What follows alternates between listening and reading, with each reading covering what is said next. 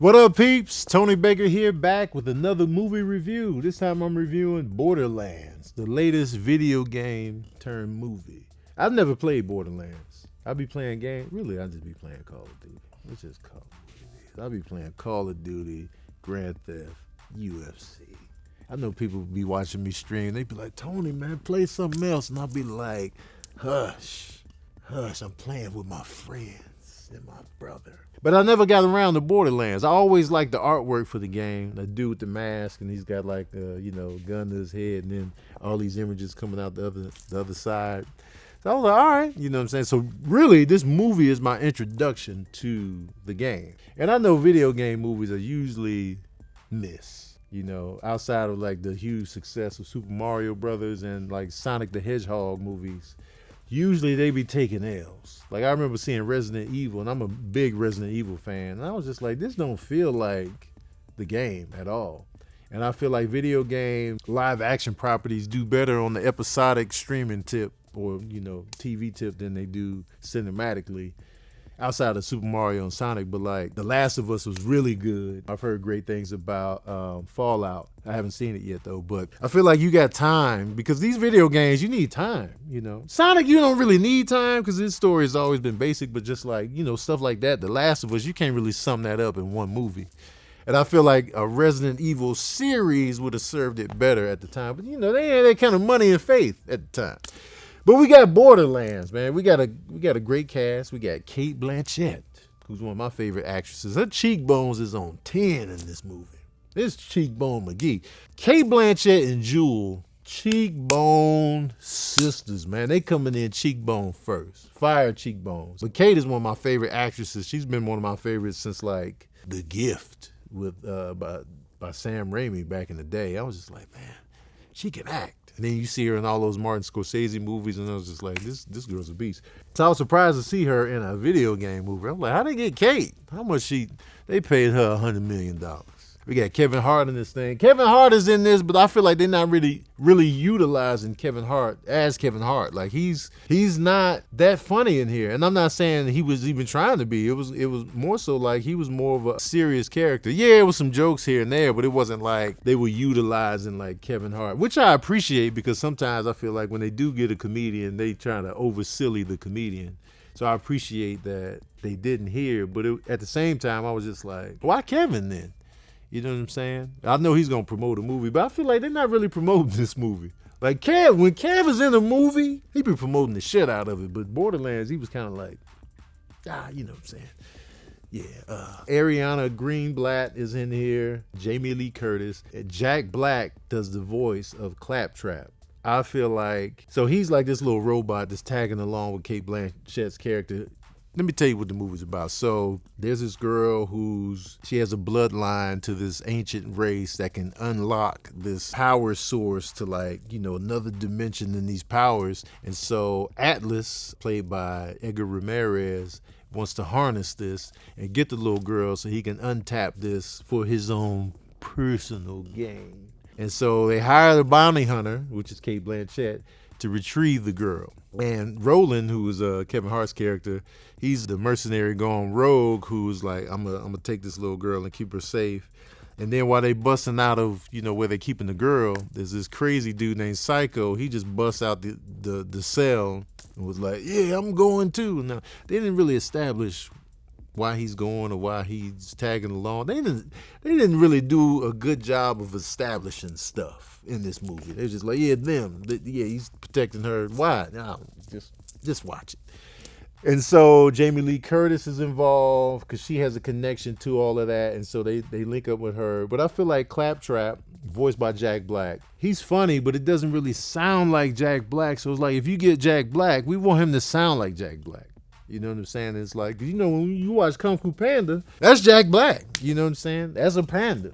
In ancient, China, just, Jack Blacking it up. But I feel like, even though he was funny to me in this, the stuff he was saying, that if I didn't know that was Jack Black, I wouldn't have known that was Jack Black. I don't know. Y'all tell me this. When you watch a movie and the famous person is doing the voiceover, do you want it to sound like that famous actor, or would you prefer anonymity in the voice? Because I feel like the appeal of Donkey in Shrek is that, that's Eddie Murphy. And we know it's Eddie Murphy, and it's hilarious. But would we feel the same if that was like, who's voicing Donkey? He's pretty funny. I don't know. Y'all let me know. And even when Eddie Murphy was the dragon in Mulan, or like, Robin Williams is the genie in Aladdin.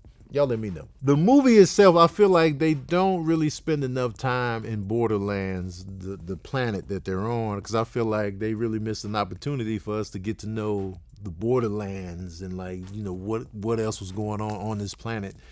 And I feel like they didn't really establish that good at all. They didn't really establish a lot of things good at all. I feel like everything was like rushed and like, all right, just trust us, tag along with this group right here.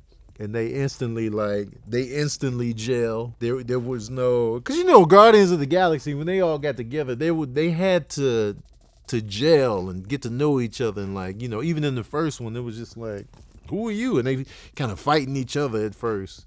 And there's a little bit of that in this, but it's not really enough for me to really buy it. But the storyline is different. But it was just, I don't know, it was rushed. And then the villain, man, Edgar Ramirez, it was just, I'm sick of these bland room temp villains with just basic motives. All right. You know what I'm saying? If you're going to have a basic motive, you're going to have mad personality.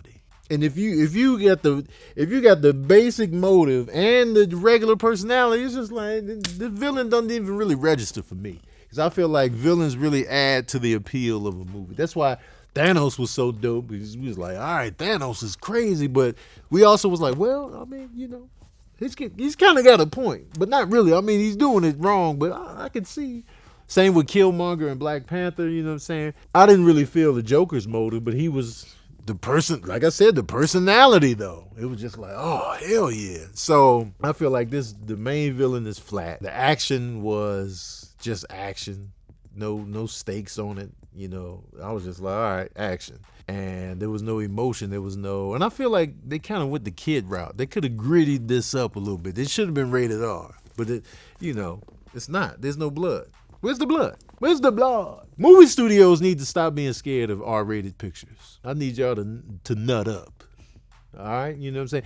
Deadpool and Wolverine just made $1 billion. This is over $1 billion in 3 weeks.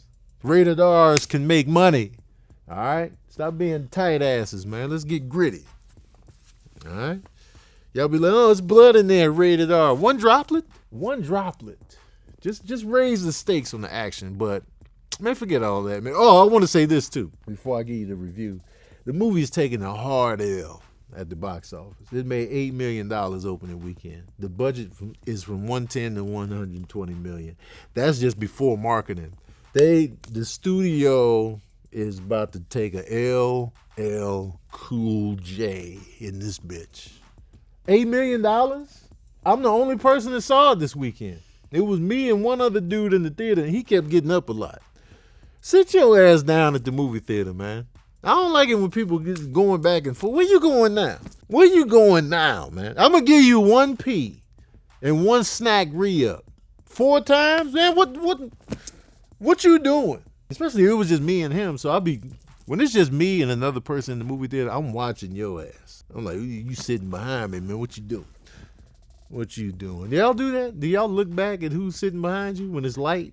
You be like, all right, hey, man, watch out. What if you was at the movie theater, you sitting kind of in the middle, and it's one other person in there, and at first they at the top, they way up there, be like, all right, okay. Then every time you look back, they getting closer to you. You be like, what the fuck is? Hell no, man. And then you look again, they be like, dang! Anyway, y'all want to know the smooth jazz review of Borderlands? Well, here it is. Oh, yeah. I'm giving Borderlands 1.5 saxophones out of 5. I would have gave it a 2 yesterday, but now that I've done reflected and sat, I'm going to just give it a 1.5 because it just didn't... I didn't hate the movie. It's not terrible, but it's just... It's like, why? Why we do this? That's a terrible feeling. Like, why we do this? To my single people out there, you ever have sex with somebody and then you was just like, why we do this? And then you just like deflated. I know women have been there with just a guy that you just, why we do this? Lose my number. We're tired. Anyway, man, I don't know. All right, peeps, that's my review of Borderlands, man. I would say let me know what you thought of the movie in the comment section below, but apparently I'm the only person that's seen it. But if you did see it, let me know what you thought in the comment section below. Also, I want to know your top 5 video game movies. Let me know in the comment section below. What's your favorite?